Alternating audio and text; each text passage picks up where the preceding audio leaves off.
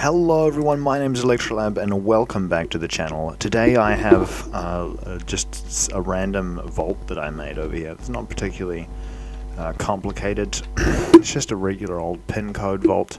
So what we have here is we have a code input comparator based circuit where you just have to know the combinations of the arrows, and then we'll open this vault door which leads to my dark secret that you don't get to know unless you know the pin code, except for this particular time, in which case I am just demonstrating a Minecraft door.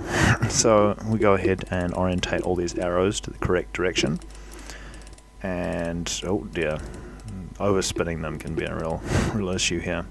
Oh, that's wrong. What have I done here? There we go, and I heard something click even though it wasn't supposed to exactly, but this should work. Now we've collected all of the arrows to the right direction, you can finally come inside my room of secrets where I keep my dark secret. Oh no, don't look at that. I'll just hover over these, and yeah, it's pretty simple how it works. It's just some comparators, and they have an output that goes along a redstone chain.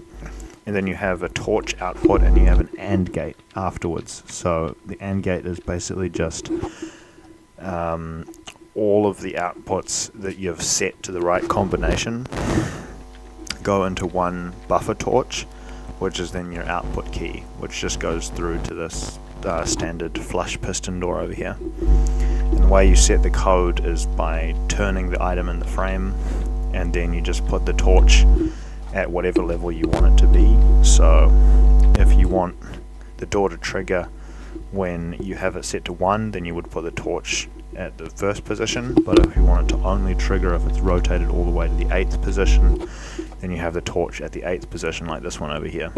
So this one is like an 8, which is the arrow pointing directly up, 1 before the default position when you place it in, and this one is the 2nd position, so you rotate it once, and then you set the code based on where you take the torch output, and that's how this little door works over here. Then over here we've got another door that I've been working on. This is just a giant AND gate. It's not really that fancy. You just have to flick all the levers on in order for it to be open. So closing any of these switches to the wrong way will cause the door to close, and it's just a super basic AND gate circuit. So all these little outputs here, they just go through an unnecessarily complicated weave in order to just sort of make it so you can have an easy to access control panel. And then we have these delatching blocks over the torches here. This is just for the display output. I never actually wired it so you could see it, but you could make a display so that you know which ones are triggered and which aren't.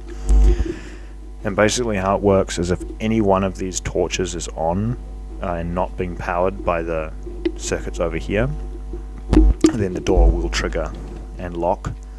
There's a buffer circuit that makes it so that it is just locked if there's no trigger.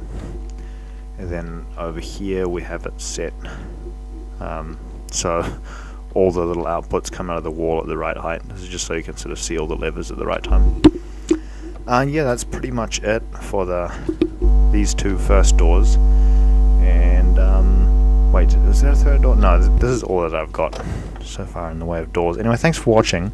Not particularly interesting video, not particularly original, but it's a golden door, and how many people make doors out of gold? You've got to be pretty rich to have a door that's got this much gold. So subscribe. Bye. Have an excellent day or night. See you later.